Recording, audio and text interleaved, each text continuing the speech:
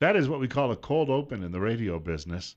Uh, we were just, I remember Todd Eccles and, of course, Forrest Anderson, and we're talking firearms and just firearm safety and Second Amendment this hour. Bill Colley with you as well on Top Story on News Radio 1310, KLIX, and newsradio1310.com. We've been sitting here watching some of the ceremony from Arlington National Cemetery today, which is always a stirring ceremony. I've been a number of times to see that changing of the guard, and we should point out today being Veterans Day, there's a big ceremony going on at the new military museum in Jerome.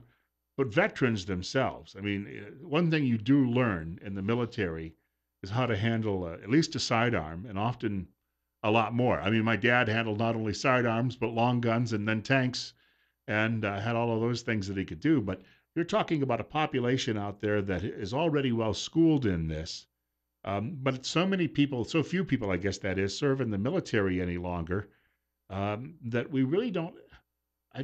You have that core that knows what they're doing, but the majority of people out there still are what you call novices when it comes to handling a firearm. I don't know which one of you might want to comment about that.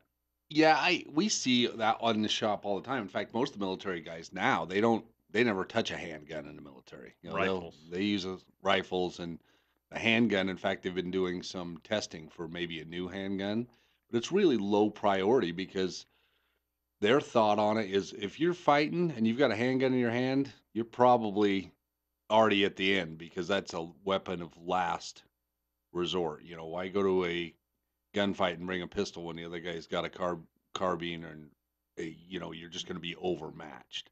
They have a place for security duties and things like that, but they're very rarely used anymore. The 1911 was retired 30 years ago, and then The Marine Corps still uses the 1911. And the special units use whatever they want. The SIG 226, mhm. a lot of Glocks out there. Of course, the Beretta um, is the still the Army, and most armed forces of our armed forces just use the Beretta. So much of warfare any longer is distance. So I guess the idea that a sidearm is for up close use generally, and so you're not normally that close to anybody any longer in battle. Well, that's why the M1 carbine in World War II and Korea and even Vietnam was issued to maybe the backline troops and the artillery crews, is because they figured out that they can't put a handgun in people's hands. They can't be effective with it. They were so inaccurate. They said, okay, let's get something small and light that guys can actually use if they need to, because handguns, just as much as they're glorified in television and things like that, they're for pretty up close work. Trench warfare maybe was the last time they were used a lot. Yeah, and I want to say one thing before we get too far into this. From Washington Street Pond, from myself, just really want to thank all our veterans here on Veterans Day. I want to remember the guys who didn't come home. We have soldiers in graveyards all over this world, from China to all over Europe, even in South America, and our soldiers have fought for freedom all over this world. Many didn't come home. We want to remember those, and then we want to remember those walking among us every day. Um, their choice to serve, the sacrifice they made, the sacrifice their family made to serve our country needs to be recognized. And not just one day a year, not just today, not just Veterans Day, but we need to remember them every day. That's why our shop, like if you're a veteran, we want you to come in because we want to take care of you. We want to give you a little more discount. We just want to say thank you. You know, I think that we get Veterans Day should be, or we should have an official day of remembrance. We should remember those guys every day because all the freedoms that we enjoy today, someone, whether it was in 1776, 1943, you know, whatever era they served, there was somebody there ensuring that our freedoms are still here. Todd, I got a follow up to that with you. I mean, when it comes to training and at Patriot Defense, of course, Hmm. which is your school, do you ever see any of these guys come in just for a refresher? I've had a lot of people come in that were veterans, and they come in and they take the course. And yeah, some of them will say, you know what, I was in the military, I served, I go hunting all the time, but it's been a while since I picked up a handgun. And they want to get their permits, and with the basic permit, you can get that with your standard DD is it DD-214? Is that what it Yep. is? DD-214. Sorry if I mispronounced that or messed it up, but they can get the basic permit. But with the enhanced permit, they still have to come in and take the class. It's more of, I think, for the law portion of it more than anything else. And just like Forrest just did, I just like to thank all the veterans out there from me at Patriot Defense. I've had a grandpa that was in the military. Military doesn't really run that deep in my family, but I've got a lot of friends that served. And a lot of people I work out with, everything like that. And just thank you from the bottom of my heart. I was going around today and I just, driving around for work and I clicked on some like military tribute type music and I'm not ashamed to say, I tear up a little bit. I wasn't in the military, but I tear up thinking of the sacrifice that those people have made, that their families have made. My dad was in a recon unit, and so they did use a lot of smaller arms because they didn't know what they were going to encounter. And so he came home, and I remember opening this box, and it was just filled with medals. But most of those, he told me, were for marksmanship, and so they had trained extensively because in a wartime, these are the guys who are going out and doing some requisitioning or they're checking out enemy positions, and so they had to be prepared in that situation. And uh, again, we probably don't see a lot of that any longer. What do they used to call it? Reconnoiter. They would go out and just do those checks. But it seems to me that if nothing else, if they've already been there, they likely aren't afraid of what they're doing. You don't necessarily have some people are a little nervous the first time they pick up a firearm. I'm sure that this doesn't happen. You both probably experience this from time to time. Yeah. Yeah. We got to realize that there's guys today in places that we'll never hear about. You know, having worked with some of the guys I've had the privilege to work with and help Houston Shaw down in Hagerman, some of the people that we've come across have been amazing, and there are guys right now in harm's way. There are guys right now in the scariest places in the world doing reconnaissance, um, you know, doing special missions. We've got guys in Afghanistan, we've got guys in the Middle East, we've got guys in Africa who we will never hear about the things that they've done. Uh, and I think we get caught up in that aspect, and we need to recognize that. But we need to recognize everybody, no matter what your job was in the military. You made the choice to serve, and we recognize that. I had some time last night with my boys. My dad was in World War II, and he was in the Navy, and his ship got hit twice by kamikazes. The USS Hyman DD 732. You can look it up. It's on Wiki. He brought a pistol back from the war. They took the surrender on the islands of Pohnpei and Kusai at the end of World War II, and just having the opportunity to talk to my two younger sons about their grandpa and the story of that gun and how it came into our hands and the samurai swords that we have. I guess some people call them war trophies, but they're more remembrance. It's more recognition of where grandpa was and what he did, and for them to look up to. They got a name to uphold. You have a lot of these people who did come back from serving overseas, and a lot of them did come back and they brought back pistols. I met a man who brought back a German firefighter helmet. They just happened to find these. They were in a firehouse, and so they just grabbed the helmets on their way out. But a lot of people have brought back old firearms. Basically, I think these things are best for the shelf and just for that collectors, well, for the collection. But you wouldn't necessarily take them down and actually use them. I mean, that's probably not very common. I, Go It, ahead. it if depends on I figure if you got a gun and it's functional and it's safe to use, go out and use it. Maybe don't carry it necessarily, but go out and shoot it. And that's one way of remembering. As long as it's safe, as long as it's functional, and you can take it over to Forrest at Washington Street Pawn. He can check something like that out, or he knows the guys that can, and they can look at it and make sure take it out. Take it out on Veterans Day. Fire a couple rounds through it. Remember, it's a gun. It's made to be used. I mean, that's the way I feel about it anyway. You get a few of those in the shop, right? Yeah, we do. We've got a French Moss in there. We've got a couple of 8 millimeter Mausers. At home, we've got some 6.5 Carcano, or so we got a 6.5 Carcano and some Japanese Arisaka rifles that my boys all have one, and we love to go out and shoot those things. I mean, they're a blast. They're longer than my boys are tall. Those are the longest rifles in the whole world. But that was Japanese battle rifle for World War II, and Accurate, I'm sure. they're accurate and they're fun to shoot, and it's just a good, it's just something to remember and a little nostalgia. And most of those guns are modern firearms made with modern Yeah. steel. Anything pre probably 1920 I would have checked out, but there's a lot of 1917 Enfields running around out there. There's a lot of old Go sport a 1911s. go Yep. sport a Rise of Mosin Nagant. Yeah, we just sold a Craig, an old 3040 Craig.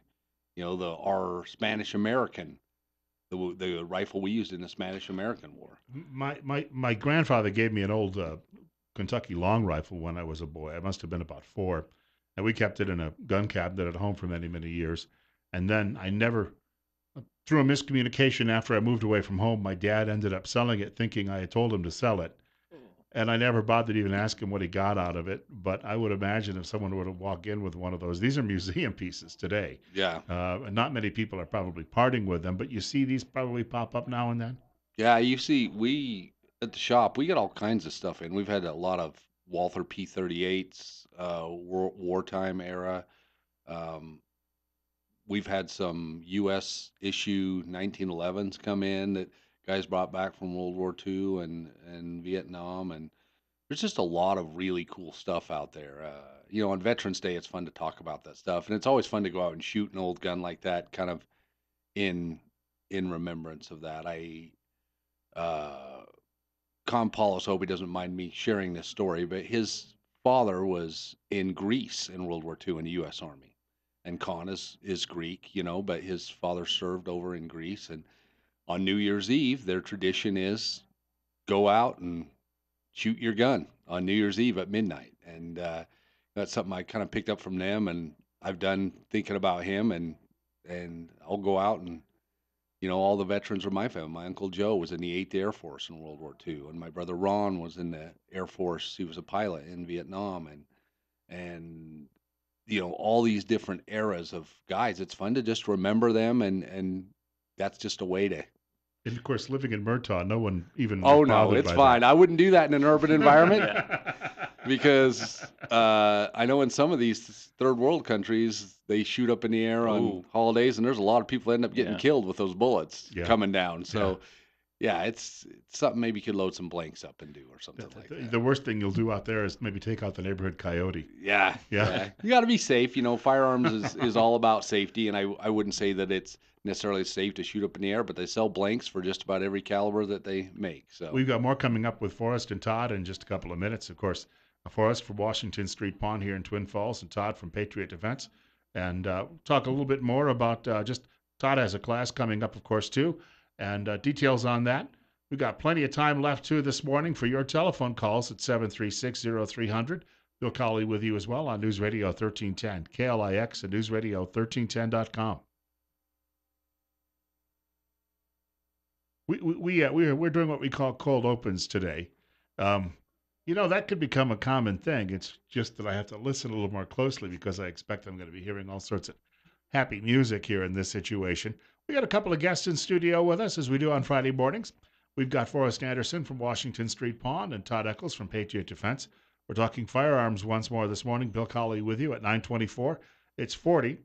And if you'd like to reach us at News Radio 1310 KLIX and newsradio1310.com, perhaps comment or question. In fact, we've been talking a little bit about some classic firearms today. Maybe you have a question or comment about value or about use of one of those. And these two might be able to help you along.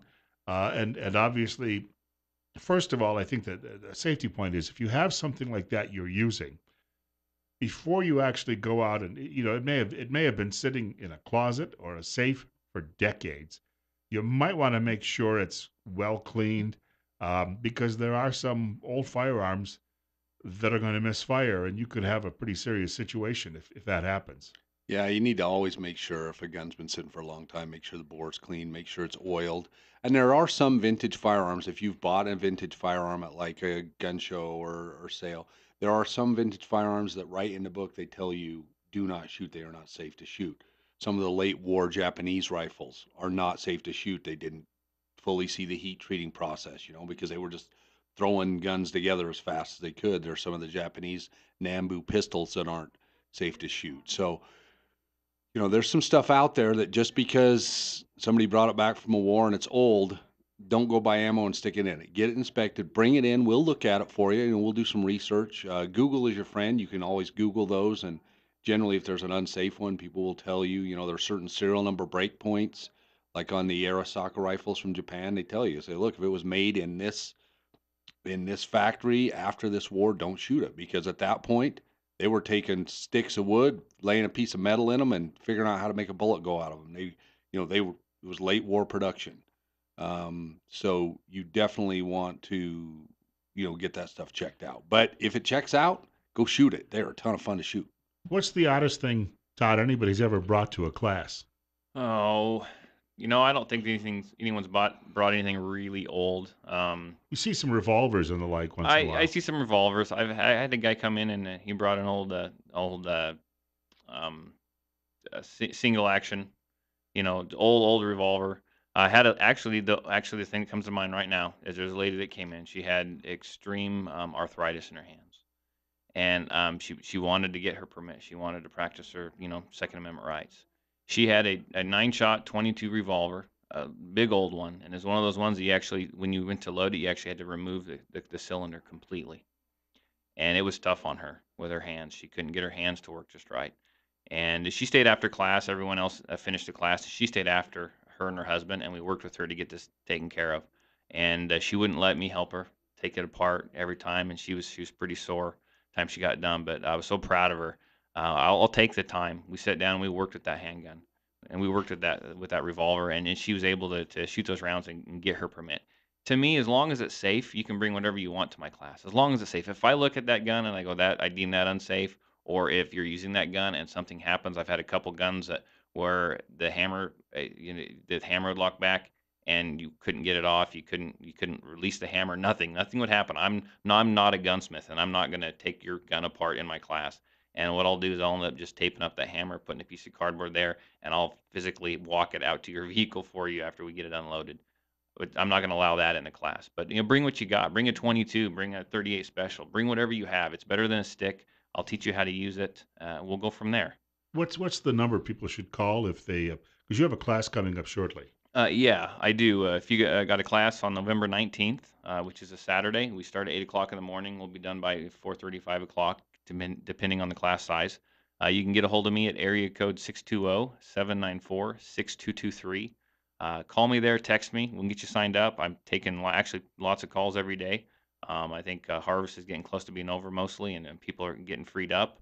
Um, Give me a call. We'll get you into class. If we can't get you in one this month, I'm in the middle of setting up more classes for December.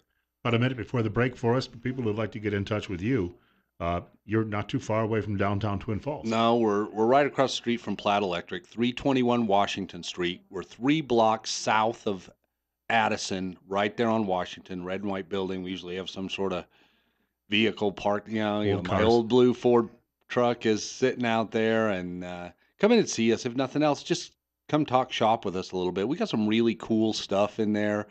I'm just finishing one of my personal guns, a little 3.5 inch barrel MPX 9 millimeter sub gun. It's really cool.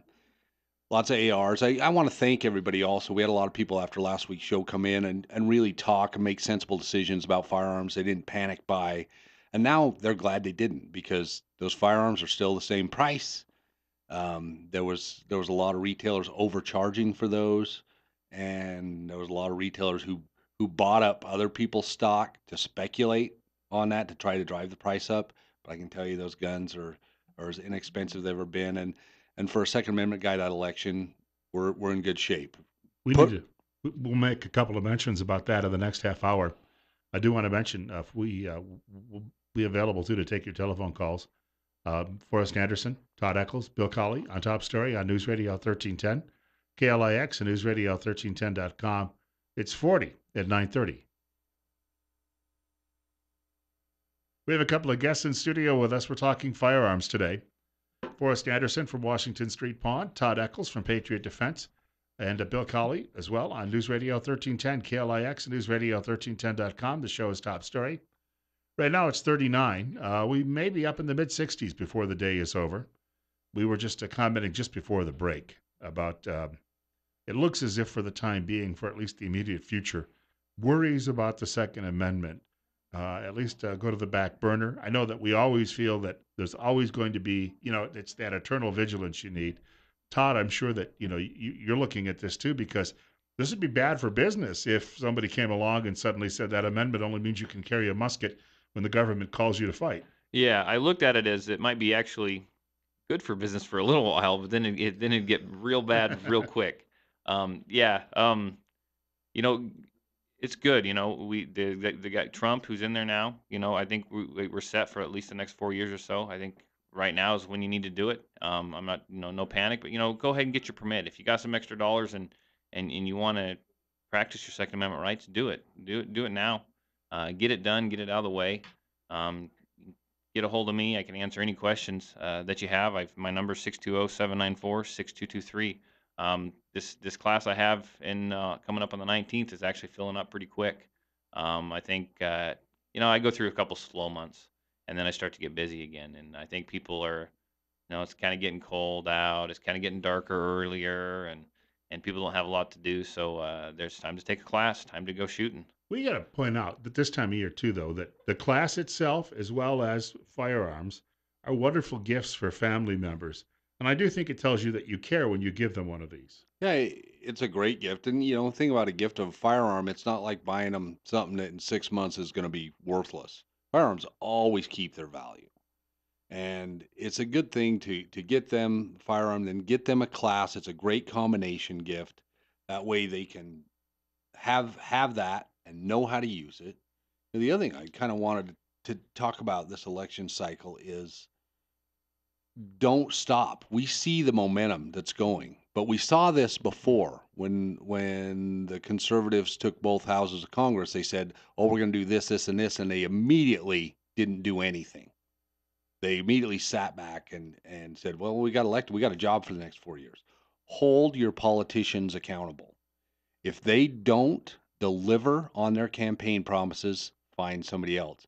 So if anything, turn up the pressure now. Say, hey, you just got the job. This is what we elected you to do. Make it happen. Pick up the phone, call your congressman, call your senators.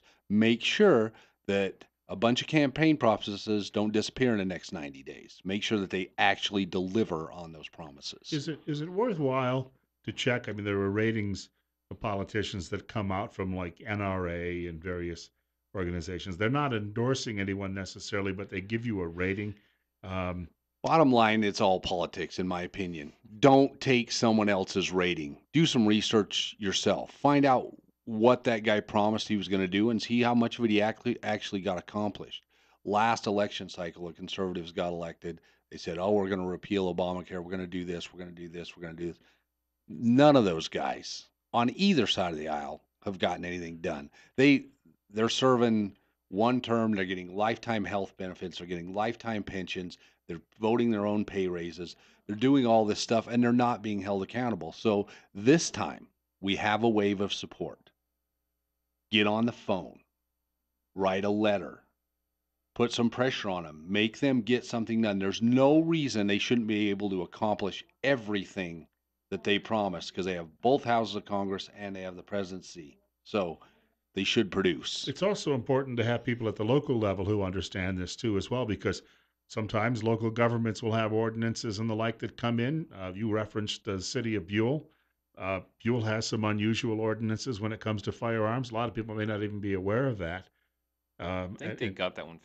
Did they I drop? think they got it fixed. I think the Second Amendment Alliance, Idaho Second Amendment Alliance, Right. went in there, and I could be wrong, but I think last I read they got that. But this is where it's important to know what's Yeah. going on the local level as well, right? Right. Yeah, because the city of Buell, if I'm wording this wrong, correct me, but city of Buell had a thing where you couldn't even fire in defense of yourself, you or your family. You couldn't. They said no, you could not fire a firearm in the city limits of Buell, or there's going to be big problems. Well, if you're doing it correctly and you're defending yourself, the Idaho Constitution says otherwise. As long as you're legally permitted, and if you're out of your house or whatever.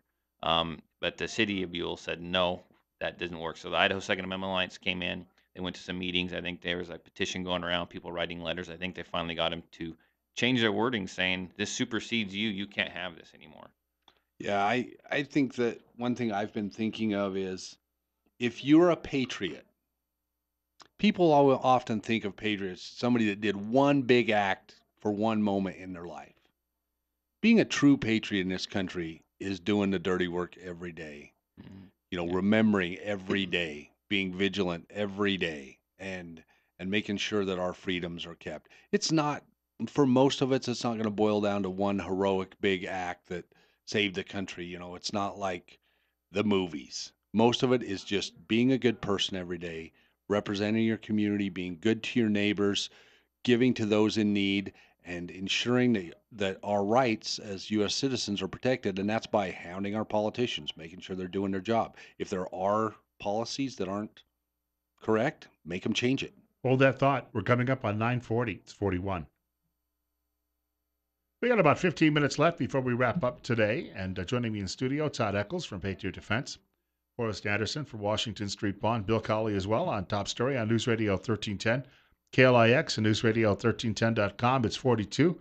A question or comment for one of our guests while they're in the studio, you could dial us at 736-0300, 736-0300. Question for the two of you. I know that a lot of times we get near the end of the program and sometimes there's always a couple of announcements you'd like to make, events coming up. We had a big one last week, obviously, with the Boy Scouts in Murtaugh. But there's always seems to be here in the Magic Valley, especially when it comes to firearms and the like. There's always a lot of big stuff going on. But I know sometimes we don't get to everything that's on everyone's plates.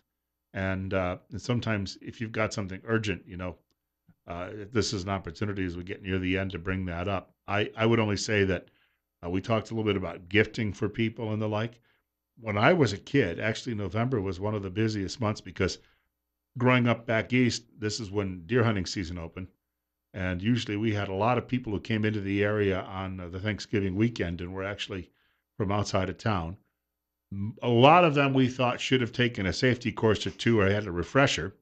We used to have people we called buffalo hunters. It wasn't because they hunted buffalo, but because they came out of the city of Buffalo and they sometimes they made mistakes with dairy cows that were not actually deer. So those were issues that would periodically come up, I know that there are issues when you're out and about this time of year. You've got to be careful because people are hunting fowl. They're hunting a lot of different game, and seasons are coming and going. But there's some safety too for just somebody who might be out hiking somewhere. Yeah, I think whenever you pick up that gun safety has got to be number one. The minute you touch it, you need to check the chamber, check the magazine, make sure that that gun is empty, before you start. Gun safety, it just takes one oops. And with the firearms, an oops could mean an end of a life. So you, gun safety should be number one on your mind. Going out shooting with your kids, there's a lot of turkey shoots going on right now. There's a lot of hunting going on right now. Be safe. I remember the old joke that said, yes, sir, you can have the deer. Just let me get my saddle off at first. Be very aware of your surroundings, of your backstop. Firearms should be something that should be enjoyed. And we're in the greatest time in this country. I mean, we really are. I mean, there's a lot of divisiveness, but it's a great time. And there's nothing wrong with people thinking different than you. I mean, that's what's made this country is somebody had a different idea than the people they were living around.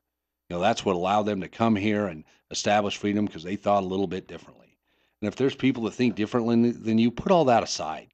Let's enjoy this season. I would encourage people, like we talked about last year, if you're a sportsman, if you are a Second Amendment guy, if you're in a group, whatever your group is, get together. Go volunteer at the soup kitchen. Take your family to some of these charities and say, hey, how can we help out?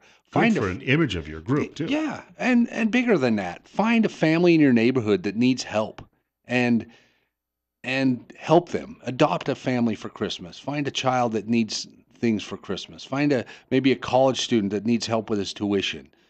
Make a difference. Do something positive. We talked about holding our politicians accountable for their campaign promises. Hold yourselves accountable.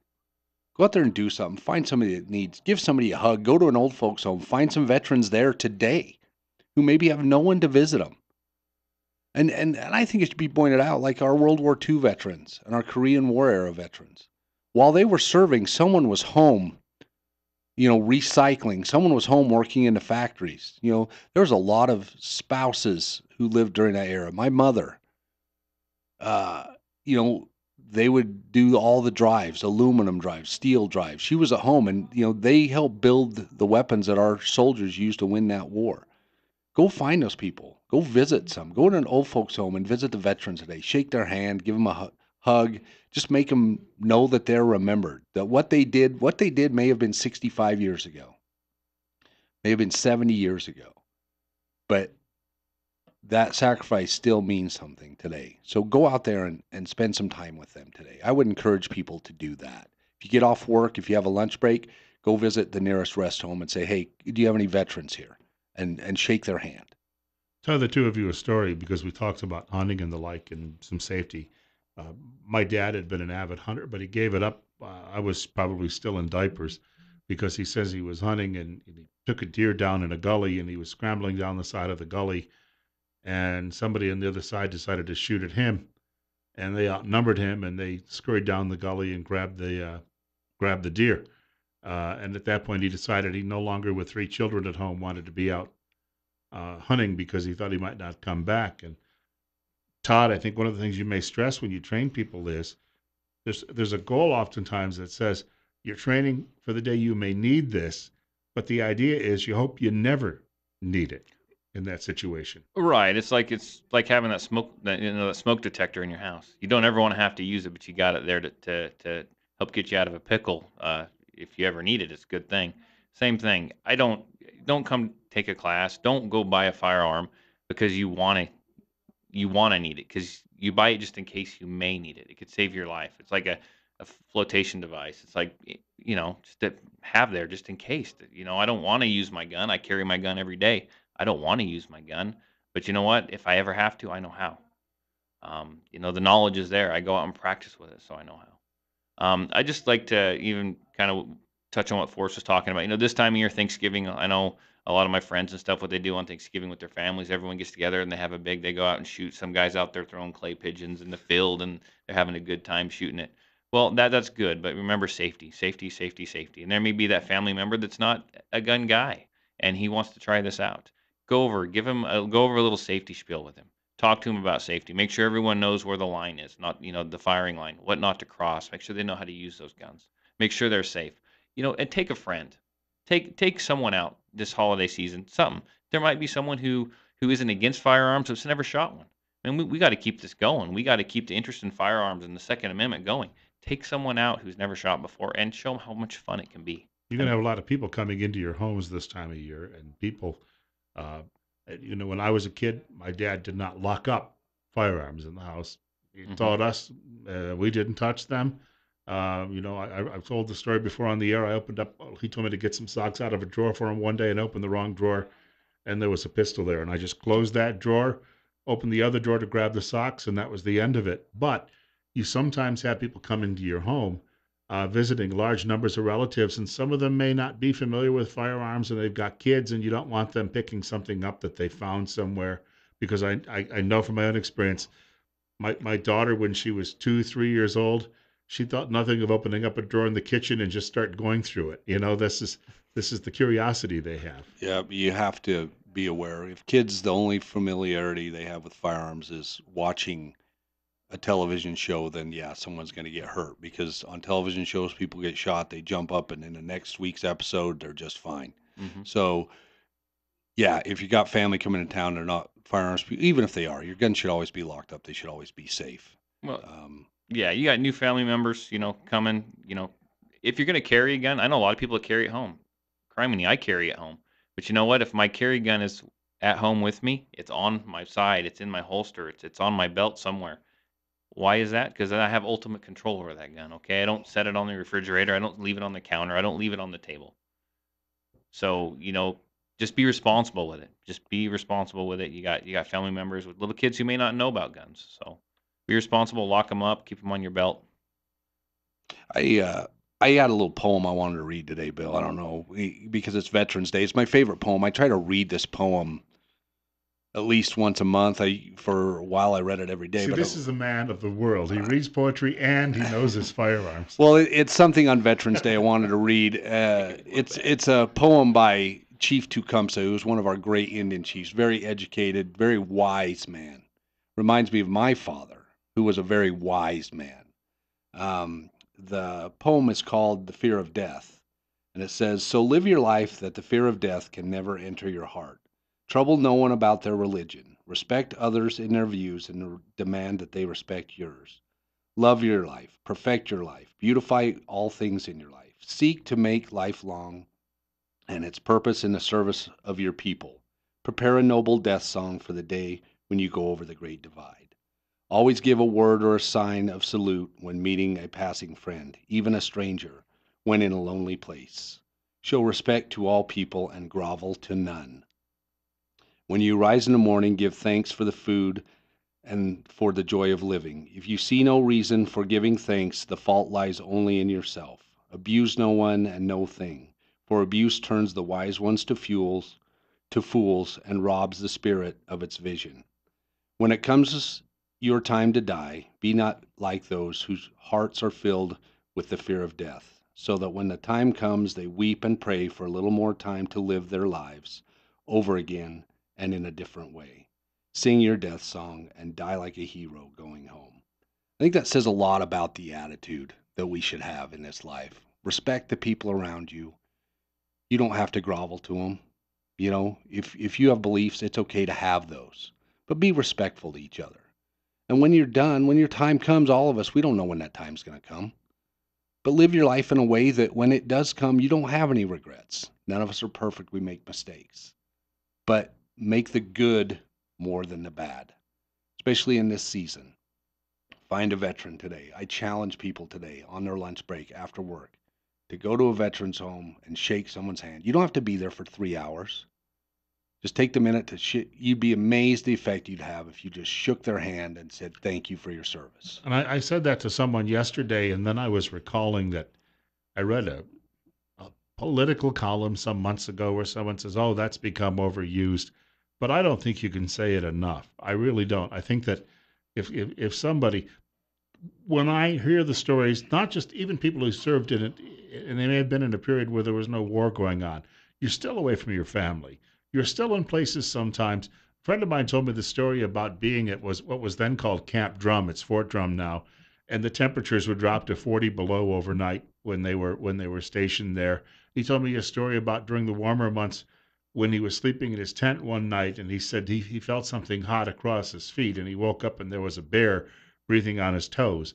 I mean, this is not a comfortable lifestyle. I mean, this is, and he did not have any battle that he had to go to and fight in, but you're all over the world. Your family is often moving all over the world with you, or if they're not moving with you, you don't get a chance to see them. And by the time you come home, you've done something nobody else generally has done in your own neighborhood any longer because so few people do it anymore. And you served. Honor the service. Like I said, not everyone's job in the military was to carry a gun. In fact, in World War II, I think 80% of those in the military never saw combat.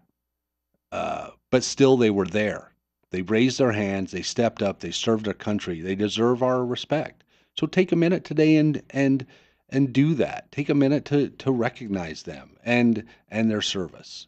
A friend of mine, his grandfather, stood on a dock on the Ohio River and just loaded boxes onto ships that went down the Ohio, the Mississippi, and then out to sea to help with the effort. Guys, before we wrap up, got about a minute to go.